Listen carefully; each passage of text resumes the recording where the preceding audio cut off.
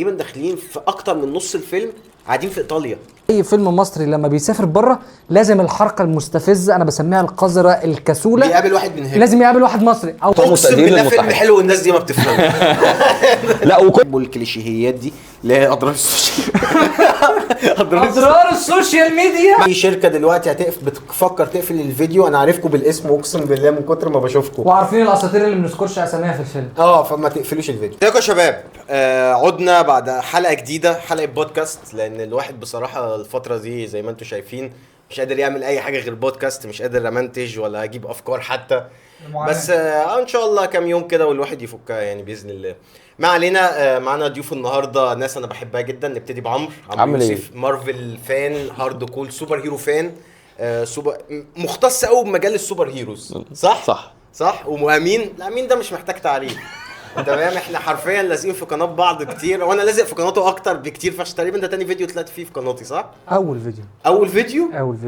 ما علينا. اولا سلامتك يا فاروق. الله يسلمك حبيبي بجد. قدام الكاميرا لازم قدامك.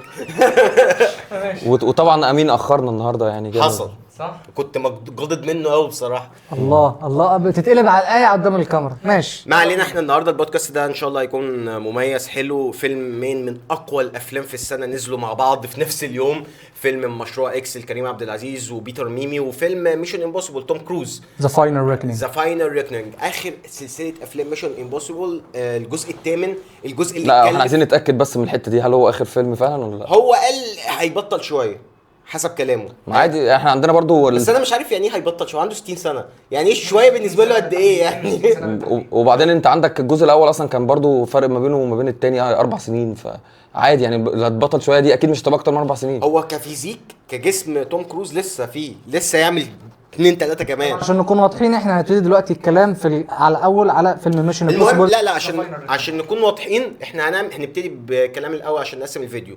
اول حاجه ميشن امبوسيبل، بعديها مشروع اكس، وبعديها اخر حاجه ان شاء الله هنعمل مقارنه سريعه ما بينهم هما الاثنين. وعايزين نتكلم برضو على الافلام بتاعه العيد، ونتكلم على افلام العيد، ايه اللي متحمسين له وايه اللي شايفينه نص نص وايه اللي مش هنشوفه خالص. ما علينا. نخش على ميشن امبوسيبل ده. انا بصراحه عايز اقلبه بسرعه، انا اخر واحد اتكلم فيه فانتوا ابتدوا الكلام. نبتدي بعمرو وبعدين انت، انا بقى الاخر بقى. لا انا عايز اسمع رايك. يعني انا كنت مع امين في السينما. انا بصراحه اتفرجت على فيديو محمود مهدي قبل ما اخش الفيلم، اتصدمت. اللي هو ما كنتش متوقع. عارف انا بالنسبه لي محمود مهدي من توب ريفيور، هو شاوت اوت للدود. شاوت اوت والمثل الاعلى. انا الصدمه جت بالنسبه لي في ايه، اللي انا ما كنتش متوقع انه هيسف يعني هينزل قوي كده. انا قلت مثلا ما عجبنيش اللي هو 6.5 من 10.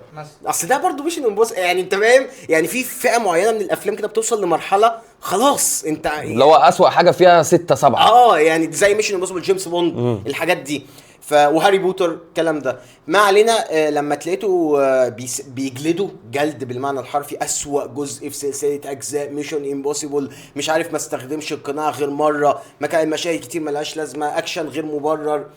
صدمت، فقلت اخش السينما وانا توقعاتي في الارض بقى. دخلت انبسطت فشخ. انا طالع من الفيلم مبسوط فشخ.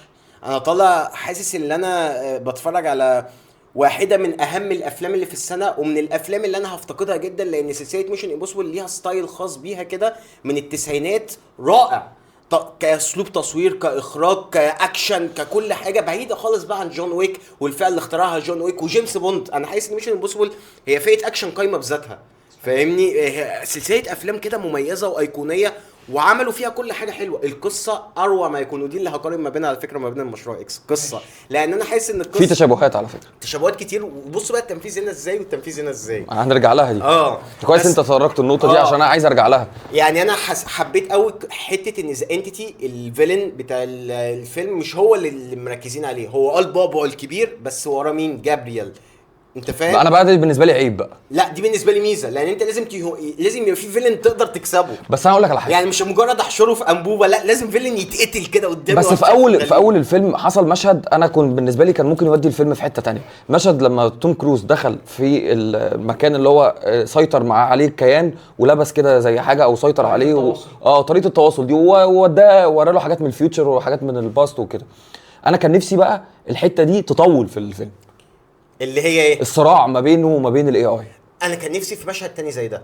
المشهد ده كان رهيب. لا مشهد هو بيقول ذا انتيتي انا كسبت، انا انتصرت رغم كل خدعك ورغم كل الذكاء اللي عندك ورغم سيطرتك على كل النووي اللي في العالم، وانك عارف بتدرس حرفيا. يعني في الجزء الاول لو فاكرين ذا انتيتي كان متقدم على انه كائن مالتي فيرساوي قوي، بيدرس كل الامكانيات المتاحه اللي ممكن تحصل في الظرف ده. مزبوط. انت فاهم يعني لو الواقع ده المشكله دي هتتحل ب1000 طريقه انا عارفهم كلهم، فانه يكسبوا في الاخر تايم ستون دكتور سترينج يعني. ومن ضمن يعني برضو الحاجات اللي انا واخدها في الفيلم ده ان توم كروز قال احنا لازم نعمل الحاجه الغير منطقيه عشان نكسب، وفي الاخر برضو عمل المنطقي. يعني الرئيسه في الاول كان الحاجه الوحيده اللي كانت غير منطقيه ان الرئيسه تستأمنه، هي استأمنته ودي غير منطقيه. بس لما سلم على الضابط التاني في الطياره اللي قتل ابوه فقال له احنا المفروض نتعاون سوا، ما تعاونوش سوا، سلموا على بعض في الاخر خالص. لا ده كان عايز يقبض عليه بجد. فكل حاجه كان المفروض يعني زي انت الذكاء الصناعي بالذكاء ده كان المفروض يعرف ان. طب انا اسالكم سؤال، انتوا واضح انتوا الاثنين ان الفيلم عجبكم، وانا امين كان معايا في السينما وعارف رايه. انا عندي راي كبير فشخ لسه ما توش. انا بصراحه حاسس ان هو من اقل افلام السلسله. يعني انا اسالكم سؤال، انتوا حسيتوا بخطر من الفيلن بتاع الاي اي؟ لا انت قول رايك بعد كده نسال الاسئله دي. انا عن نفسي كنت متوتر طول الوقت الصراحه جدا. انا اصل ده اخر جزء، وانت المره دي بقى ايه، انا توم كروز هيموت ولا لا؟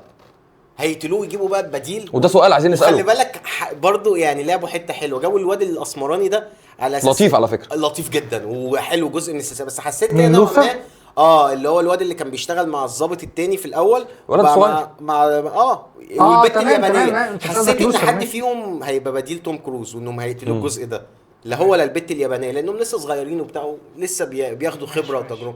بس ما لقيتش ده حصل. توم كروز حبس زي انتيتي في الاخر ومكمل عادي، الدنيا ماشيه زي الفل. انا بحس ان توم كروز بيتبع اللي هي التمبلت الجاهز بتاع الافلام الحلوه بتاعت زمان، اللي هو ما ينفعش البطل في النايم، وده عارف افلام عادل امام بتاعت زمان. طب ما دي حاجه حلوه برضو، انه مش عايز يبوظ مش عايز يحبط، يطلع الفانز من السينما متضايقين. يا فاروق، طب ما انت عندك ايرون مان في اند جيم كان هو يعني تضحيه، وكل الناس قدرت التضحيه دي وعلت الفيلم بريت كبير جدا في نهايه الفيلم بسبب ان احنا شفنا تضحيه. على فكره دايما الافلام لما يبقى فيها موت وانت عارف الموضوع ده بتحس ان انت بتطلع بمشاعرك درجتين 3، فالموت بيأثر فيك، خصوصا في الحاجات اللي فيها فرانشايز او اي بي. انت دلوقتي معاك، انت كام في 30 سنه، انت لو كنت هو على فكره هم بيحاولوا يعملوا اند جيم، انت شفت واضح ان هم بيجيبوا شخصيات قديمه وبيجيبوا حاجات من الماضي. هم ركزوا على الماضي كتير قوي جدا من افلام. واول مشهد اول مشهد في الفيلم لما عمل لك ريكاب لكل اجزاء السلسله اللي في الاول، اتعملت بطريقه نوعا ما لطيفه ونوعا ما مش لطيفه، اللي هي خد كانك داخل تجيب ريكاب من على اليوتيوب. انا حسيتها رساله وداع ورساله برضو نوستالجيا حلوه للناس التسعينات اللي اتفرجوا من الاول بقى، اللي هم حضروا مش امبوسيبل بتاع زمان، مش اتفرجوا عليه دلوقتي، لا حضروه من بدايته. حسيتها حلوه الصراحه، وانت بتتابع كده توم كروز من هو شاب وهو بيكبر بيكبر بيكبر بيكبر لغايه اخر جزء. ما دي الحاجه الوحيده اللي بالنسبه لي هي غفرت اللقطه دي، انما لو احنا شفناها في فيلم تاني هتلاقيها سخيفه. فاهم الفكره؟ عندك حق، لان فعلا كان في نص الفيلم في تركيز كبير على الماضي جدا. المهم انا مش عايز اطول، انا الفيلم عجبني جدا، قصه متماسكه جدا جدا جدا، كل ارك واخد حقه، يعني كل مهمه بيروحوها واخدين حقها، وده العيب اللي بتاع مشروع اكس بالنسبه لي. طب الاكشن كان قليل ولا كتير؟ اقل من الاجزاء اللي فاتت. الجزء اللي قبليه كان افشخ بالاكشن بكتير. مشهد القطر في الجزء، بس انا حاسس ان القصه هنا متماسكه اكتر. والله حاسس انها عاديه، وربطوها بالاجزاء القديمه بطريقه حلوه جدا. هي الربط كان كويس، بس انا حاسس ان القصه عاديه. انا قول لي رايك. خلصتوا انتوا الكلام؟ عشان عايز افرش بقى. انا عشان اتفرج على الجزء ده عملت حاجه ما عملتهاش في الجزء اللي فات، وان انا خدت اسبوع كامل للسلسله، وانا شايف ان 7 افلام كلهم شايفه على انستجرام كل يوم بينزل فيلم، كل يوم بتفرج على فيلم او فيلمين، وانا شايف ان دي افضل تجربه ممكن تعملها عشان تستمتع بالفيلم ده، سواء بتتفرج على الفيلم ده دلوقتي في السينمات او تتفرج عليه في البيت. انت مش في سباق مع حد عشان تتفرج على الفيلم ده، صح. وانا شايف الفيلم ده هيتقدر اكتر بكتير للي خد ال7 اجزاء. انت ممكن تكون متفرج عليهم بس نسيت احداثهم. فكره التلاحم بتاعت ال7 اجزاء عشان تلحم معاه بالجزء الثامن ده، يا جماعه اقسم بالله انا وصلت بالنشوه بطريقه مش طبيعيه في الفيلم ده. ما تتفرجوش على الجزء الثاني عشان ما بحبوش ومالوش علاقه بحاجه.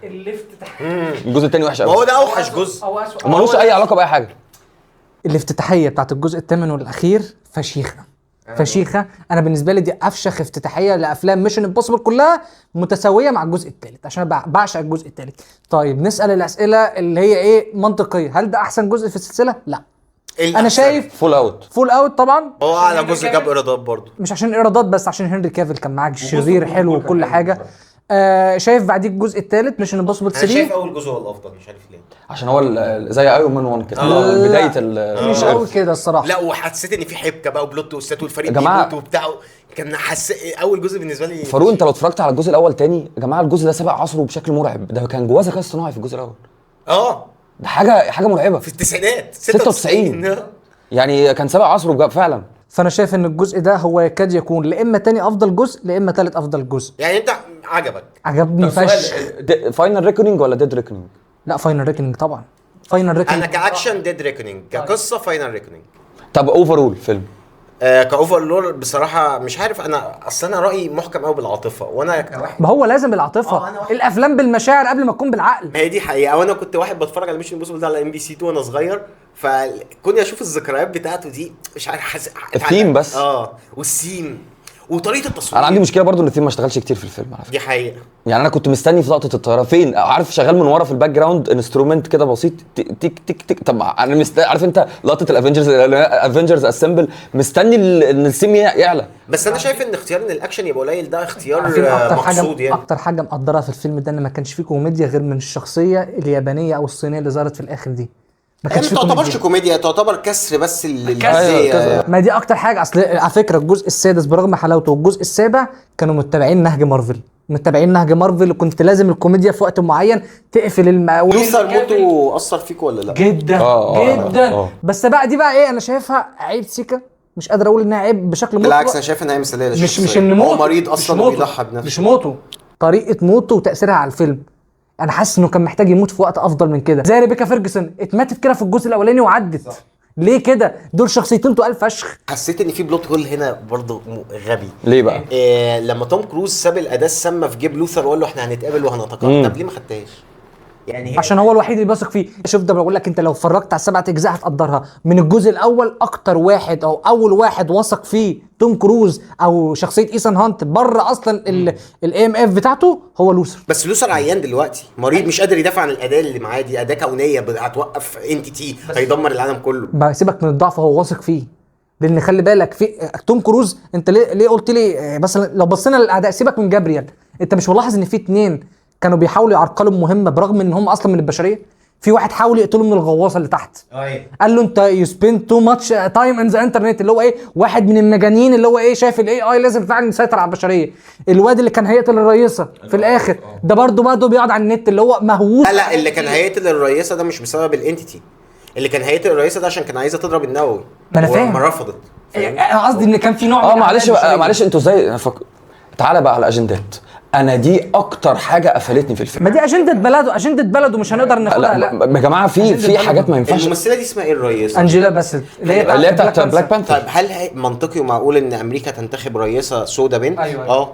لا انا مش بتكلم في كده، لا بتكلم في الحاجات، بنتكلم في اللهجه بتاعت الكلام اللي ما ضحتش. احنا عمرنا ما نضحي بحد واحنا الاجنده في دي انا معاك. لا امريكا اول واحده هتدوس على الزرار. ده اللي هو ده احنا بنخاف على البشريه وبنخاف على الناس. لا هم مش بيخافوا على البشريه، هم كانوا هيضحوا من نفسهم. يعني هيضحوا بولايه او مدينه من نفسهم. يا عم لا عشان ما مش هيضحوا عشان حاجه. هيضحوا عشان بعد ما الدول دي تتعافى ما تجيش تنتقم. بالظبط اللي هو ايه برضو حد مننا اتضرب وكانت مختاره المدينه اللي فيها ابنها. عارف انت وي تونت دريد ما دي برضه انت فاهم المدينه اللي فيها ابنها عشان هي بقى كل المواطنين. دي بقى الحته اللي كانوا ممكن يعالجوها باللي هو رئيس الوزير الدفاع.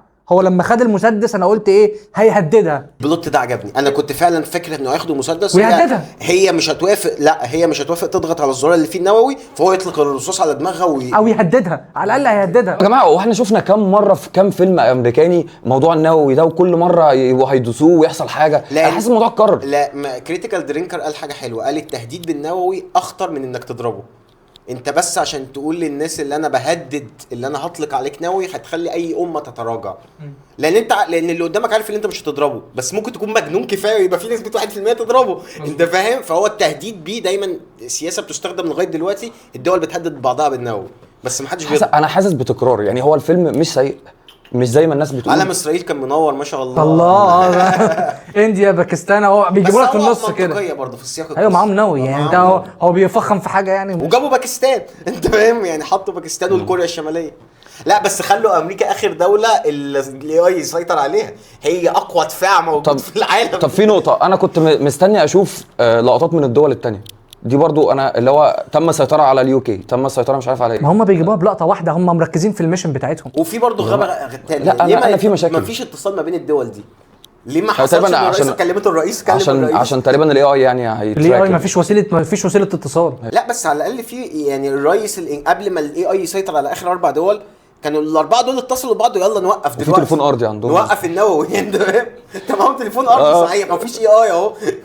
بس في مشاكل في الفيلم. اختلف اختلاف تام. الراجل ده عشان اخد بس الاكسبيرينس ورا بعض في اسبوع كده، فاهم انت؟ ده بالعكس، ده انا المفروض اكتر واحد اكون بنتقد الحاجه دي. ليه يعني؟ بالعكس، ده انا شايف ان الفيلم ده كان يعني قريب كفايه انه يكون بيرفكت، او عنده مشكله انه ما قفلش البيرفكت، لكن هو فيلم رائع جدا جدا جدا، وبنصح جدا الناس تتفرج على الاجزاء كلها قبل ما تتفرج على الجزء ده. هو فيلم فشيخ وعجبني جدا جدا، بس في المشاكل بتاعته تقدر تتجاهلها والقصه تخفر، والقصه والنوستالجيا اللي اتصرف فيه والامكانيه، وتوم كروز حسيته بيمثل بروح قوي، اللي هو كانه بيودعك بجد. بص انا هغفر اي حاجه عشان توم كروز، دي حقيقة. الراجل ده بيحب السينما، بيحبها وبيحب الافلام اللي بيعملها فشخ.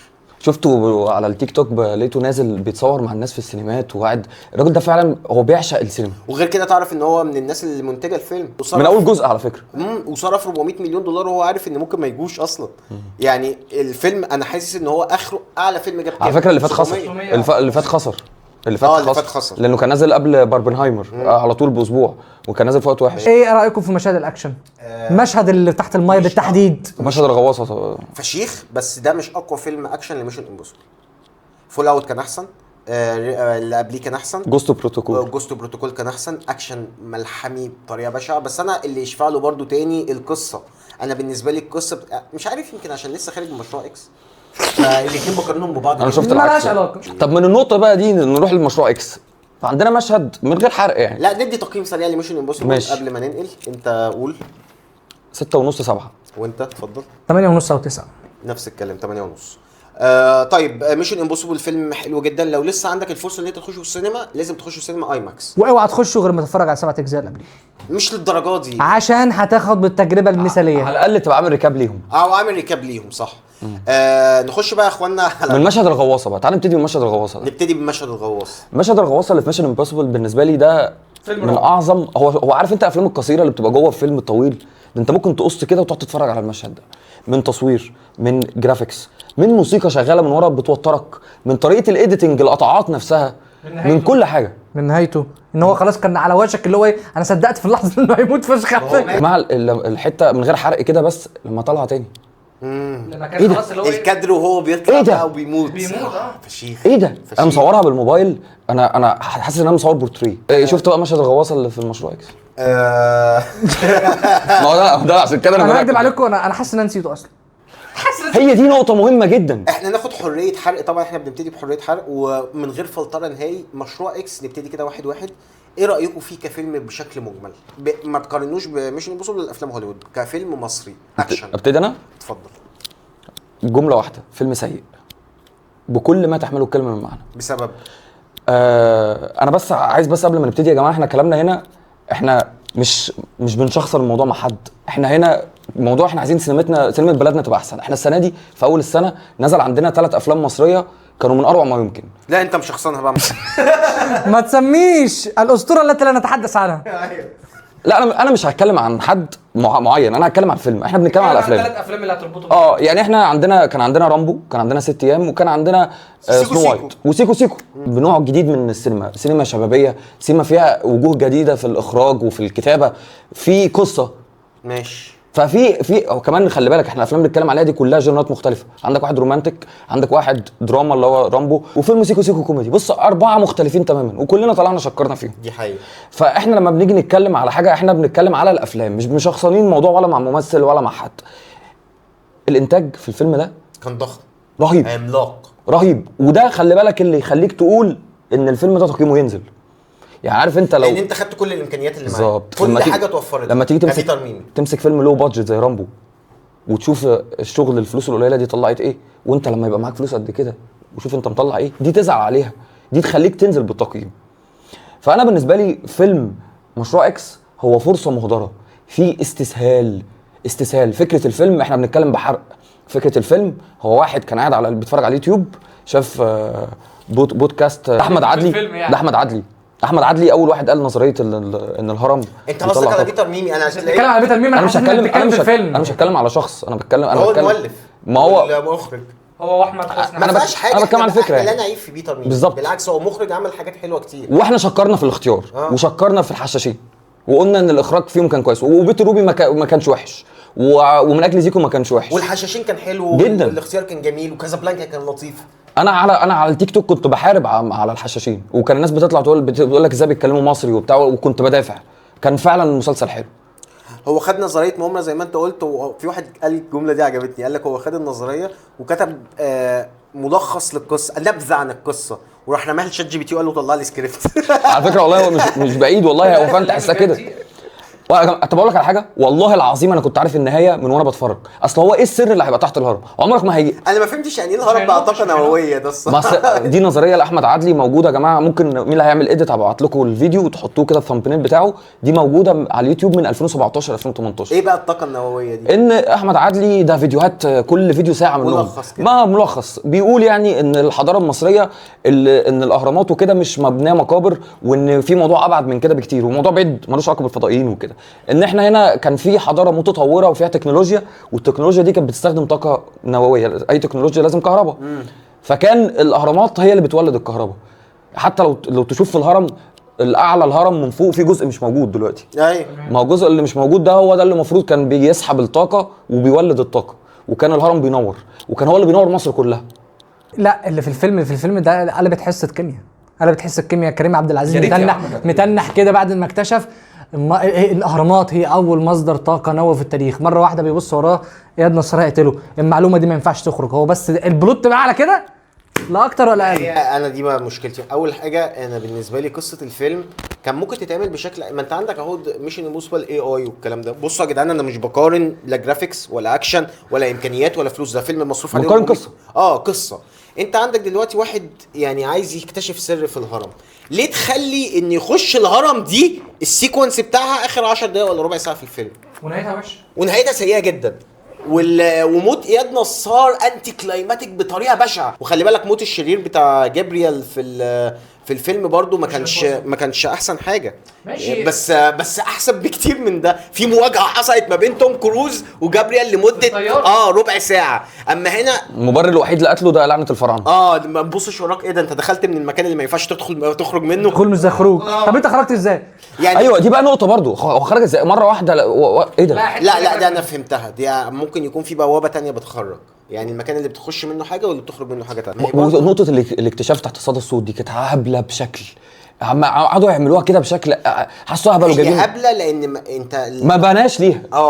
والهرم بقى له 4000 سنه ما فيش حد خبط على اي حاجه. معلش يعني هو البعثات وهو اتقالت في الفيلم، يعني مثلا عارف لو فيلم خيالي انا هقدر ده عادي خلاص، هستوعب بقى انت من الاول احترمت عقلي ان انت قلت لي ده فيلم خيالي اسرح معايا.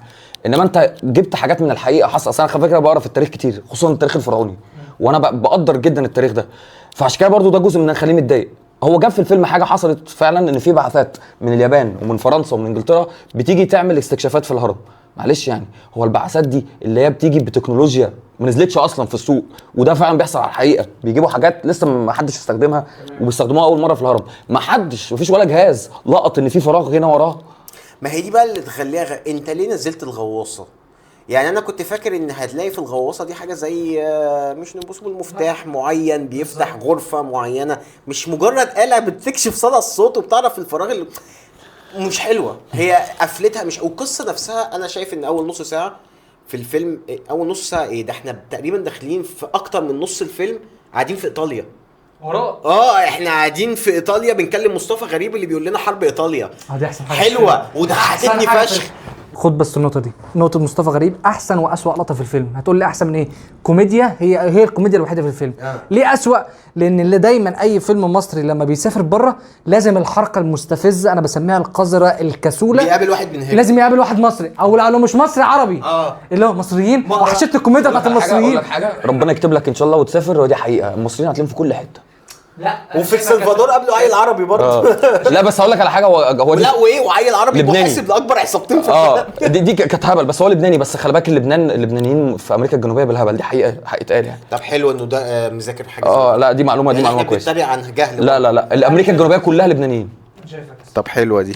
بس تعالى بقى على الهروب من الفاتيكان، عشان دي لقطه مستفزاني قوي. لو دخلت سرقت داندي مول انا وانت. انا عايز اسال سؤال قبل ما تكمل، هو كريم عبد العزيز ده طيب ولا شرير ولا شخصيه رماديه؟ يا رمضان المفروض هو حاول ان هو يبنيها ان هو طب رمضان. حلو، يعني هو حاول يبنيها رمضيه بس هو طيب، واحد فقد مراته وبتاع، انا ما شفتش منه حاجه تبين ان هو مرن اخلاقيا.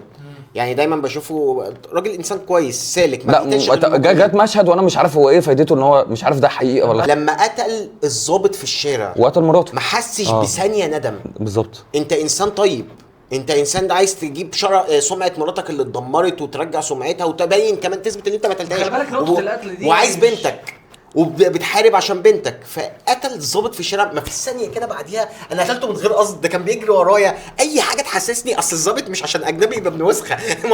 ما هي دي الحته والشرطة اللي الإيطالية سابته الحته عادي. دي الحته دي اصلا ما بنناقشهاش، يعني ما عندناش حته تأنيب الضمير دي. لا بس لازم تبقى موجوده في الفيلم ده بالذات لان هو فعلا طيب. انا حاسس انها تبقى اجنبيه قوي، اللي هو ايه، لا ما بنقتلش والكلام ده. مش ما بنقتلش، انت قتلت الضابط، اديني بس حته اللي انا غلطت. حسسني ان في تاثير حصل على الشرطه الايطاليه او الحكومه الايطاليه، ان في انا حاسس ان هم ايه الهبل ده، اخد عربيه اشغل شفره هي جي في تي ايه. عربيه بتمشي في الميه. سمعت ان في، بس اشغل شفره جي تي ايه. بس السؤال بقى، حتى لو هي بتمشي في الميه هي هو راح فين يعني؟ انا حاسه دخل عارف قلبت مركبه مش بتمشي لا وغير كده هو فين اخره؟ طيب فين اخر في بقى؟ الجزيره اصلا. مفيش غفر شرطه الساحل ولا اسمها غفر السواحل؟ مفيش. عندك طب ما تسال السؤال الاكبر، هو جاب الخبره دي كلها منين؟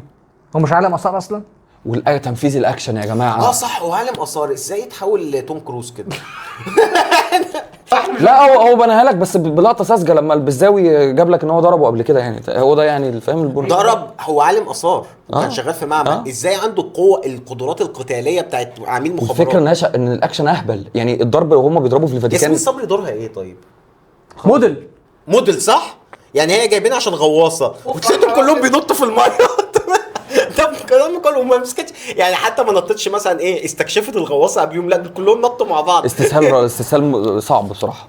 انا عصام السقا ليه دور قناص يا عم، هو على فكره واتبنى له لا تحدث. واتبنى له نو والله. كومنت. يعني عادي ممكن تصدقها.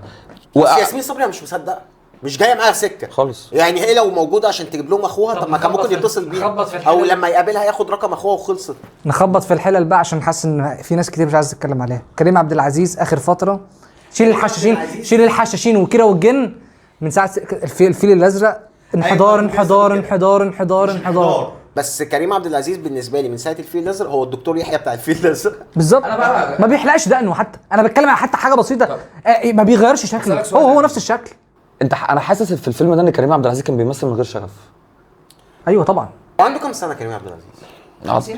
حاجه 50. هل ده السن اللي نبدا بيه سلسله ميشن امبوسيبل؟ يا عم السلسله مش هتكمل.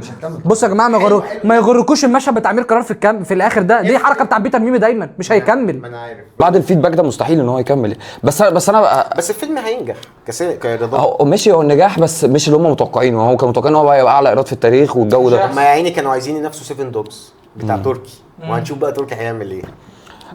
انا بس عايز اقول لكم على حاجه. المشهد الاخير لما كان كريم عبد العزيز بيقرا البرديه او بيقرا الحاجه يعني، تمام. حسيته انه بيقراها ايه التمثيل مش كريم عبد العزيز، حسيته بيقراها من غير شغف. عارف انت اللي هو واحد بيسمع كده وضحك ضحكه اللي هي لا يا جماعه. حاسس ان كريم عبد العزيز في الفيلم ده مش تمثيله بقى اللي هو عادي، لا هو تمثيله وحش. هو مش ده كريم عبد العزيز. تمثيل ليه بس مش اقل هو.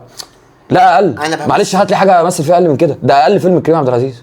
فكر كده. انا شفت مثلا بيت الروبي ده يعني كان عادي زي ده. لا بس انا مش بقول وحش بيت فيلم الروبي بس ارحم. عادي. احنا بنتكلم يا جماعه على فيلم دلوقتي. مشروع اكس ده فيلم سطحي جدا، اللي هو زي ما انت بتقول كده بالظبط. شات جي بي تي ولا كاتبه، مفيش مشاعر. في حاجات كتير اتحطت في اول الفيلم ما رجعناش ليها تاني. ايه مشهد الثلاجه اللي هو يعني في اول مشهد في الفيلم؟ اه ايه ده؟ بس كان مشهد حلو اكشن برضه ده. وبعدين لما دخل تاني في الخنكه دي ولا مستشفى رمضان النفسي، جالي فيل الازرق. انت لسه بتقول نفس دقنه، قلت هو احنا قلبنا فيل الازرق وبعدها. بس هو انا مشكلتي مع القصه ان هو مش كونسيستنت يعني خالص. انت بتديني تفاصيل في الوقت اللي انت عايزه وبعديها بتكروت في الوقت اللي انت عايزه. انا كمشاهد لازم اكون ماشي معاك، لازم يبقى في حاجه اسمها بيسنج، لازم يبقى في انت فاهم ايقاع وريتم كده حلو. ما ينفعش اقعد لغايه اخر ثلث ساعه انا بسال قاعد كده يعني. هو الفيلم ده متقسم 2 جزئين، هيخش الهرم الجزء الجاي مثلا، لقيتها اتكروتت في 10 دقايق وخلصت. الموضوع خلص بشكل سريع جدا. وخلي بالك دي النقطه اللي اتباع عليها الفيلم. يعني انتوا بعتوا الفيلم على ان هو كشف السر الاكبر في الهرم، وغير كده تحس انه خلق مشاكل كتير عشان يحط لك مشاهد اكشن وحلها بشكل اللي انا المخرج عايز كده. يعني انا عملت لك مشكله، يعني انا حسيت ان مشهد السلفادور ده العصابتين اللي بتقاتل بعض هو كان عايز يخلق منتهى العبث. عبثيه جدا ومش منطقيه في التسلسل الاحداث، وموجوده عشان الاكشن، عشان يحصل فيه اكشن، فاهمني؟ لان بيتر ميمي عايز الحته دي يبقى فيها اكشن. الفيلم كان طويل فشخ برغم انه ساعتين الا تلت. لا انت حسيت انه طويل فشخ. انت حسيت انه انا ما تعبتش كده في اوبنهايمر ولا ميشن امبوسيبل. لقطه ان هو لما راحوا البار عشان يصوروا مع زعيم العصابه التاني عشان يبعتوا ايه ده. وبعدين ايه، خد بقى بالك من حاجه، هو كانوا نفس اليوم اللي هو اتخطف فيه غزي. باي ذا واي برضه غزي هو احسن حاجه في الفيلم يعني. دي حقيقه، هو اتقالهم الراجل ده نديله حقه، هو الوحيد اللي حسيته تعب في الفيلم. دي حقيقه، اشتغل على نفسه واشتغل على اللغه وما حسسكش خالص ان هو فعلا هو لايق عليه، ده فعلا واحد قاعد. بس نفس الششتاوي بتاع الحريف. لا لا لا لا لا لا لا, لا خالص. هو مقطع السمكه وديلها، بس هنا انا حسيته لايق الدور عليه، لايق انه قاعد في ايطاليا. مرسوم عليه بالظبط. من اليوم اللي اتخطف فيه غزي هو نفس اليوم اللي حصل فيه كل الحوارات دي. طب هم لحقوا من نفس اليوم ان هو يروح يتصور مع زعيم العصابه ويبعت الصور لزعيم العصابه التاني، وبعدها واللي التاني قرر يعمل حرب على الاولاني في نفس يومها ويخش مطعمه يعني، والبوليس يجي في نفس يومها. ومعلش جاب لي لقطه بقى دي استفزتني جدا وانا قاعد في السينما. انا ايه يا جماعه اللي انا بتفرج عليه ده خلاص. بص هي عند اللقطه دي خلاص انا قلت الفيلم ده اسوأ حاجه انا ممكن اشوفها في حياتي. لما دخلوا الشرطه بتاعت السلفادور، الشرطه داخلين بيموتوا عمالين يتقتلوا وهم داخلين ودول داخلين وراهم ومعاهم ياسمين صبري داخلين عاشوا، دخلوا نقذوه وطلعوا. لا وغير كده لما دخلوا في عربيه اسعاف برضو ولقيتهم نازلين وجابوا بوليه وجابوا اللبس. البدل. انا كان نفسي بقى يعني بيتر ميمي انت مطيت في حتت كتير ملهاش لازمه، ليه ما تفهمنيش جابوا اللبس ازاي؟ جابوا العربيه دي منين؟ اتفقوا مع الشرطه قبليها مثلا؟ مش اتفقوا ليه؟ ما تخلقش صراع تاني اصلا غير ده، حاسه صراع ضعيف. هو سيكونس السلفادور ده كله عايز الحرق بصراحه. دي حقيقه وطول قوي فاهم؟ يعني روما مشاكله في الجزء الاخير منه اللي هو الهروب والاكشن، انما السلفادور كله كده على بعضه مش تمام. يعني روما حاسه اتبنى كويس في حاجات ممكن ومظاهرات والحاجات دي. وفي الاخر لما لقوا الغواصه عملوا ايه؟ فجروها وطلعوا البرديه اللي بتقول لهم ان في صدى صوت، اللي هو كان ممكن يعملوها الكوريين واليابانيين اللي ما قعدوا سنين ما عرفوش انا بقى كان نفسي نشوف بقى مشاهد جماليه كده، بورتريه من مدير التصوير. على فكره حسين عاصر من مديرين التصوير الشاطرين جدا. والغرفه السريه اللي في الاخر يعني طريقه دخولها عبيطه قوي يا اسطى، اللي هو ما انا بقول لك اللي هو انت هتحس يا عم اقول لك على حاجه، مفيش حد خبط على الحيطان بتاعه الجدران بس مفيش حد مشي. يعني اليابانيين والكوريين دول ما مشيوش، ما حسيتش ان تحت الارض دي فراغ وان التحت التاني باين ان مفيش فراغ. يعني انت فاهم، ما دبتش برجلك كده مره مرتين، خبطت بآلة، عملت اي لقطه عشان تكتب. ما اصل دي حفره في الارض، يعني المفروض يبقى في تحت بقى فرق باين بدل الاجهزه اللي انت طلعتها والهري ده. وبعدين ده هو عالم اثار، ايه علاقته بالفيزياء؟ يعني ده الصوت ده فيزياء، ده المفروض يكون واحد دارس فيزياء. عالم الاثار يعني ده ادبي اصلا. غواصه الحجر دي ما حدش دور عليها. يعني روسيا اللي سرقتها من مصر ما كلفتش نفسها تجيبها وهي عارفه انه اثر مهم جدا فشخ موجود بقاله 60 سنه تحت الميه. ده لما يبقى في حاجه تعبانه واقعه في البحر بيقعدوا يصرفوا عليها مليارات عشان يدوروا عليها. انا استغربت، طب انت سرقتيه من مصر وضاعت منك، يبقى المفروض تسترجعيه، مش تجيبه، مش كريم عبد العزيز هو اللي ياخده في الاخر. بس لازم ندي لكل حاجه تقديرها. الاخراج كان حلو. لا ما هو التصوير مش الاخراج. انا بقول عشان بس حسين عصر ده لازم نشكره. الراجل ده كان هو برضو الدي او بي بتاع الحشاشين. الراجل ده رهيب بصراحه، هو شاطر. الاخراج هو اللي فيه مشاكل. الاخراج ما هو التصوير الاكشن وتمثيل ده كله مسؤوليه الاخراج كان فيه مشاكل. والسيناريو عمل صور حلوه. ما هو الصور ده زي ما بقول لك مدير تصوير مش اخراج. بس يعني هو اللي كان برضو بيتر ميمي اللي بيقول له صور من ده هو اللي كان بيختار في مع المونتاج الكت ده هو اللي هناخده الكت. ما انا حاسس برضو المونتاج ما كانش احسن حاجه. المونتاج كان فيه مشاكل. هو الفيلم بصراحه تجربه صدمه. هو ما عداش على حاجه. بص انا الفيلم حسيته هو عايز يبني بالونه كبيره جواها فاضي هوا، بس هو عمل البالونه. هو فعلا اقنعك اللي انت داخل تشوف حاجات مبهره جدا بس الكونتنت نفسه فاضي. صح. بعيدا بقى عن البالونه، ليه عايز تقول لنا انك عايز تكمل بالونه؟ ما لا البالونه تقفل على كده. لا هو عايز يكمل بالونه بعنوان الخروج. ما انت لسه قايلها دي حركه بيعملها، ما عملها في موسى وعملها في الهرم الرابع وعملها. هو بيحب دايما يحسسك ان لو نجح هنكمل، ما نجحش انت عارف السلسله دي كانت ممكن تبقى حلوه لو انت ركزت اكتر على التاريخ. انت لو في واحد دلوقتي دخل طفل صغير مثلا لسه ما عندوش معلومات او اوير قوي بالتاريخ المصري، استفاد ايه من التاريخ المصري من جوه الفيلم؟ ايه المعلومه اللي لا ما هو مش هياخد الجنرا دي، مش هتجيب له الايرادات اللي انت متخيلها بقى. كان نفسي انت اللي بتبني بتبيع فلاش بيه. باك للماضي بقى، لو انت لا عايزين نلحمها حلو، فلاش باك للماضي لتاريخ الفراعنه، بدل انت صارف بقى للفراعنه بقى، وهم بيستخدموا القبه دي كنوع من دي بتحصل كتير، جادز اوف ايجيبت عملوها. كذا فيلم بيعمل الحته دي قوي، اللي هي ايه، نرجع بقى 4000 سنه نشوف عيشتهم عامله ازاي، طريقتهم عامله ازاي، ونبهر بقى مصر، تشوف بقى مصر كمدينه بالسي جي اي اصلا. وهو بيحكي لان وهنا الزاهد كانت بتحكي في ايوه انا فاهم قصدك، يوم مشغلين في الباك جراوند حاطين لقطات حلوه قوي جدا جدا، وانت بقى بتشوف ازاي الفرعوني هو ابتدى فعلا كنوع من انواع الاقتباس، وفعلا اتطور كتير لغايه ما وصل للاختيار ابهرني باخراجه. يعني انا مش اختيار واحد بس. اختيار 3 كان حوار المشاهد الدوكيومنتري اللي عملها على الحقيقه فشيخه رهيب، نفس اللوكيشنز ونفس كل حاجه، والحشاشين كان حلو جدا كمخرج كقصه. ليه بتلعب في حته مش حتتك؟ يعني انت ما اتعلمتش اصلا من تامر حسني اخراج وانتاج وقصه وتاليف وموسيقى واغاني تامر حسني؟ لا تتحدث عن الاسطوره. يعني انت كتقييم تدي كام مشروع اكس؟ مشروع اكس 3 حلو. وانت؟ 3 4. انا عن نفسي اديله 7 من 10 لحاجه واحده فقط، المجهود الانتاج اللي اتصرف فيه. انا بحب اشجع بصراحه المحاولات الجريئه، مش الجريئه، المحاولات الجاده للتغيير، لان احنا فعلا ما الفيلم ده مفيش تغيير، لا في صرف بس المتحده دلوقتي شافت منافسه من السعوديه وبتقول لك لا يا معلم انت مش هتركننا على جنب، فكك بقى. طب انا بقى عندي مشكله، انت دلوقتي دي فلوس كتير اتصرفت، المفروض يكون في لجنه مراجعه سيناريو محترمه. صلوا على النبي.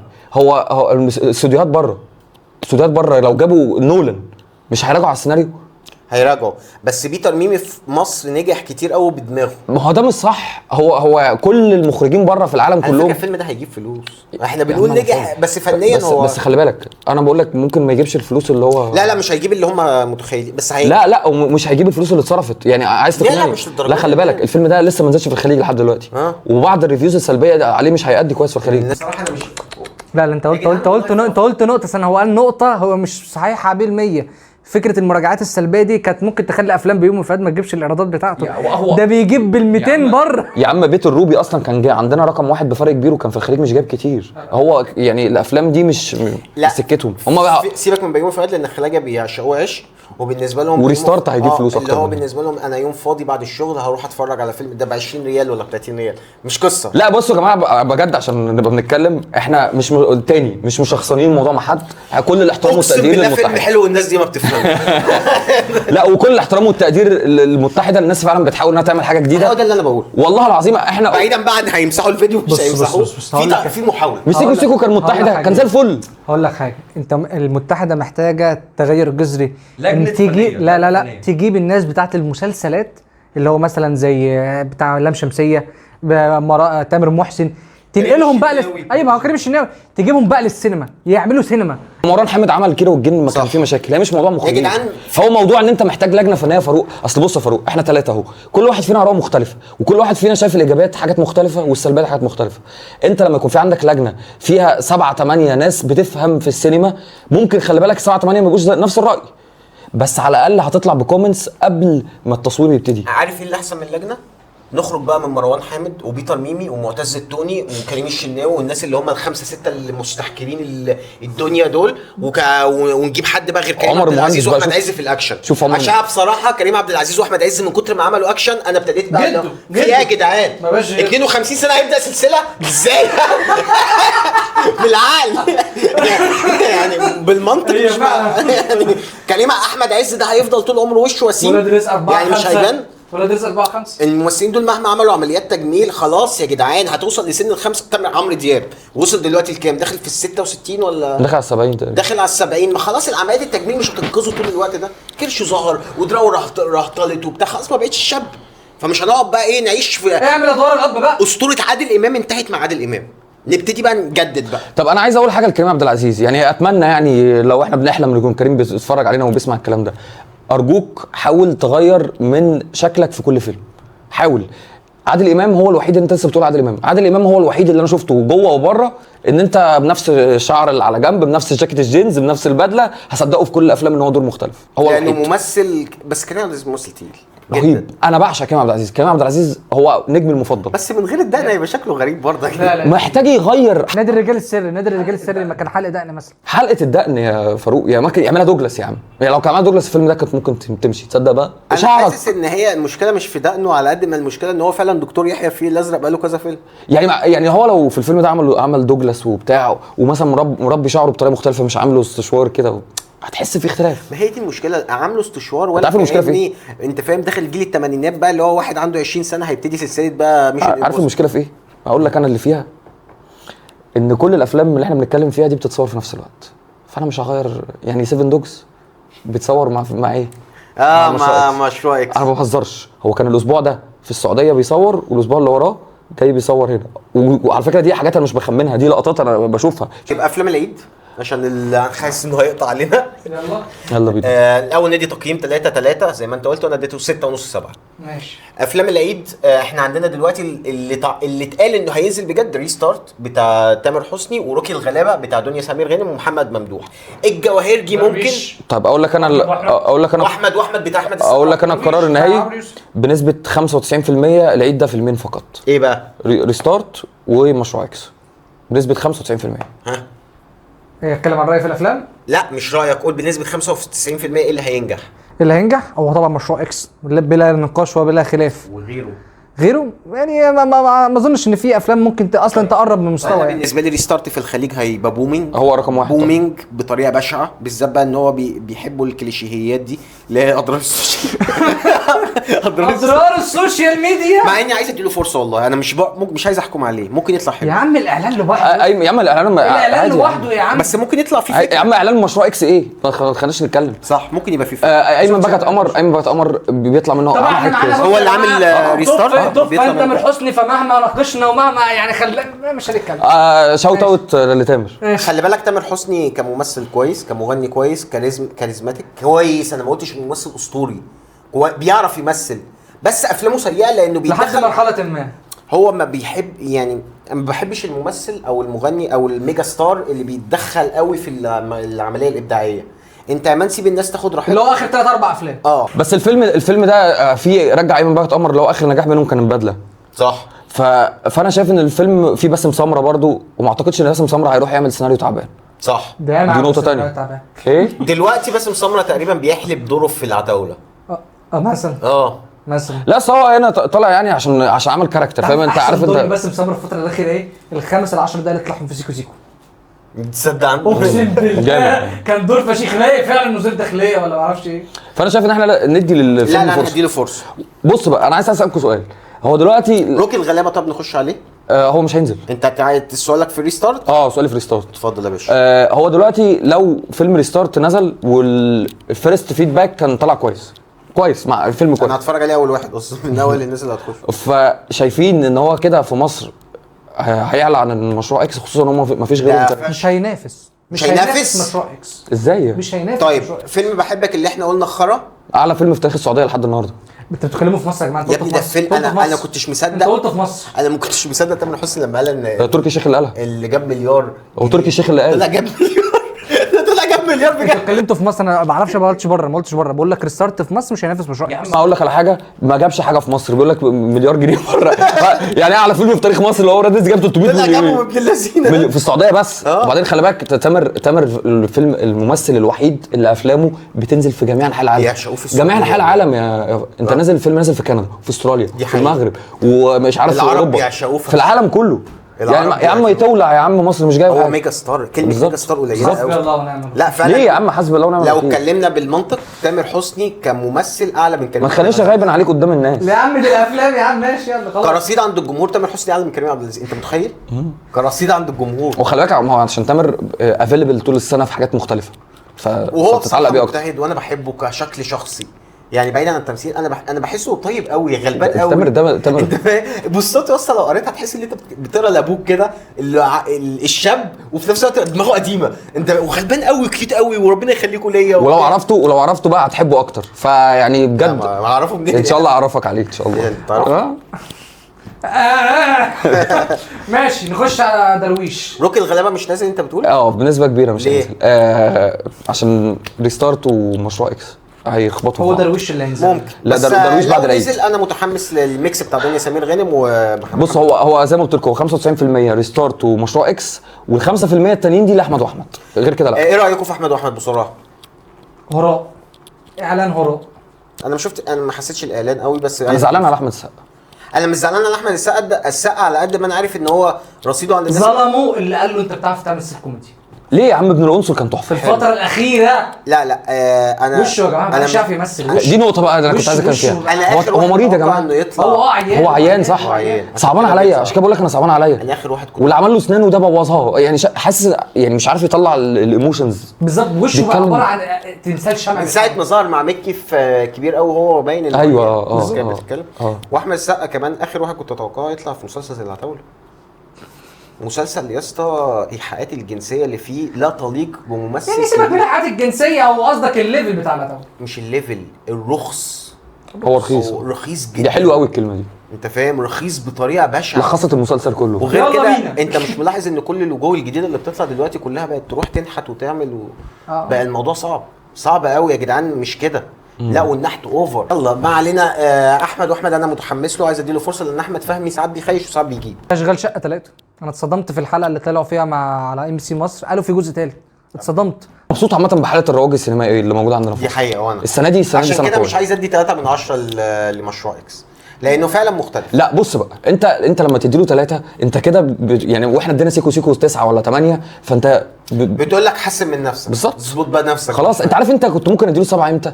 ولو نزل سنه الكورونا. انا مستحرم بس المجهود اللي يعني لو نزل يا سنه عم الثوره، سنه المفروض الكورونا، في وقت رامبو.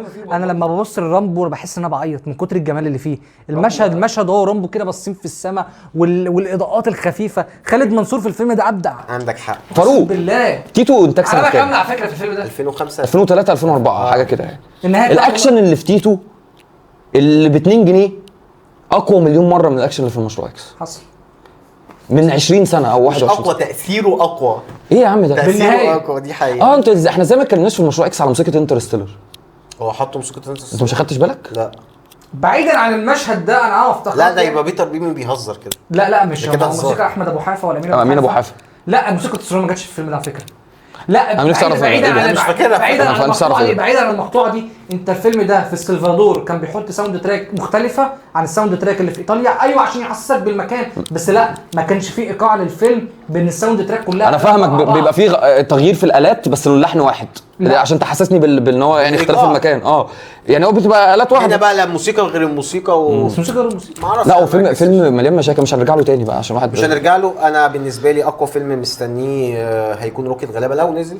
في بيقولوا الجوهرجي ممكن ينزل بتاع محمد ياه ده انا الجنيه الجبس. ما حدش اتكلم عنه، بس انا دي اشاعه كده قالها جوده فانا قلت ماشي. ماشي. شاوت اوت لجوده برضو. انت قلت فيلم ثالث ما سمعتش اسمه. درويش. ايه درويش ده؟ ده عمرو يوسف. عمرو يوسف. مش انا. عمرو يوسف عمال ينزل في السينمات. الاعلان ده ان هو هينزل في الصيف.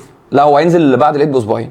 ايا كان هينزل في الدعاية الصيف الشهرين بتاعته. اللي الجايين. بيتعرض في اعلانه في السينما. السينما. ما شفتش لما دخلت ما شفتش دعايه. وعاملين الاعلان بتاعه على دخلت. اه ديدبول. على طريقه ديدبول اللي هو ايه؟ خي على الاستفزاز. لا ده حركه حلوه جدا، انا عجباني جدا. نزل على النت. لا لا. الاعلان في السينما.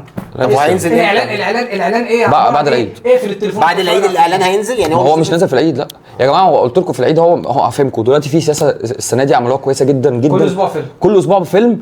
ولو الفيلمين لسه ما جابوش ممكن يسيبوا لهم وقت، يعني عشان كل الافلام تجيب فلوس، الافلام المصري، ودي حركه كويسه جدا. وبعدين كنا فاكر احنا كنا دايما بنطلع نقول يا جماعه مش تنزلونا 5 6 افلام في العيد ما حدش هيتفرج عليهم، وفي افلام بتتظلم بتنزل بتتظلم. فانت تفرش على طول السنه، وخصوصا دلوقتي ان العيد بقى بيجي في الشتاء. صح. وخلي بالك العيد اللي جاي برضه هتلاقيه جاي شتاء اكتر، فاحنا معاك صيف بقى كامل. بدأوا بمشروع اكس بعد يجي ستارت وبعد كده يخشوا بقى في احمد واحمد. بالظبط. وبعدها بعدها يبقى روكي الغلابه، بعدها درويش كده يعني. يعني. الغلابه ينزل في العيد لان انا فعلا ده اكتر حاجه. بس انا شفت الاعلان ما عجبنيش يعني. لا انا بحب دنيا سمير. انا بحبها بس العيد جاي امتى؟ بحب محمد ممدوح. العيد كمان اسبوعين صح؟ ان شاء الله. ان شاء الله. كل سنه وانتم طيبين. وانت طيب يا باشا. المهم كل سنه وانتم طيبين يا اخوانا. قولوا لنا ايه رايكم. انا عارف ان الحلقه كانت عشوائيه شويه، اتكلمنا في حاجات كتير في نفس الوقت، بس اعتقد كانت حلوه يعني. ادونا رايكم في هو احلى حاجه ان انت تطلع تتكلم في حاجات كده. ميشن امبوسيبل الناس اللي اتفرجت عجبكم ولا لا؟ واللي ما اتفرجوش هل من كلامنا هتتفرجوا ولا لا؟ واوعوا تتفرجوا غير ما تتفرجوا على السلسله كامله. يا عم خلاص بقى انت هتذاكرها. وده واحد جديد محدث لسه بيتفرج على ميشن امبوسيبل. يا عم المشروع اكس، هل انتم متفقين مع راي الناس؟ انا محايد صح؟ كنت محايد عشان ما يقفلوش الفيديو. محايد جدا صح؟ كنت محايد. بيتر ميمي انت راجل عظمه وبحبك فشخ يا مان. انت مارتن سكورسيزي القادم. اي شركه دلوقتي بتفكر تقفل الفيديو، انا عارفكم بالاسم اقسم بالله من كتر ما بشوفكم، وعارفين الاساطير اللي ما بنذكرش اساميها في الفيلم. فما تقفلوش الفيديو. واحنا عايزين الناس تخش في الفكره. انا اعرف ناس طلبه عندي دخلوا اتفرجوا على الفيلم وقالوا لي الفيلم حلو. ليه؟ هو دخل انبسط، شويه اكشن وشفره GTA على الميه وبتاع وانبسط. طيب. فده رايه. في ناس كتير فعلا دخلت وانبسطت، بفكك بقى من هري القصه والهري. لا مفيش فرق بين الجمهور العام وفي ناس الناس انت عارف يعني بتطبل الفيلم مش ما عندك حق. طيب خلاص نقفل. كفايه الجمله الجارحه دي. قول لنا انتوا رايكم في الكومنتات، وكالعاده ما تنسوش تعملوا واتشرفت بعمرو حبيبي يا حبيبي بقى قفله محترمه مع عمرو باشا، اول مره يشرفني في القناه. انا عايز الحلقه تجيب 1000 لايك. 1000 تجيب اللي تجيبه مهم ترفعنا، عشان احنا الملحمه الجايه جايين في اهم فيلم في السنه وهو سوبرمان وبدايه عدد السينمات الجديد. الحلقه دي لو جابت 20000 مشاهده وهعمل لكم، اقول لكم على حاجه، هعمل لكم مفاجاه انا ان شاء الله في فيلم سوبرمان ده، بس مش هنقوله، مش هنحرقها للناس، احنا كده الثلاثه خلصانه. الحلقه دي لو جابت 20000 مشاهده، الحلقه الجايه هتبقى سوبرمان وهتبقى في القناه. قولوا لنا رايكم في الكومنتات، وجيبوا ووصلوا 20000 وصلوا 1000 لايك. اوكي، قولوا لنا رايكم في الكومنتات. لا تنسوش تعملوا لايك، اعملوا سبسكرايب، اعملوا فولو على الانستا، واعملوا فولو للرجاله دي، هتلاقوا اللينكات في وصف الفيديو. بيس وبيس.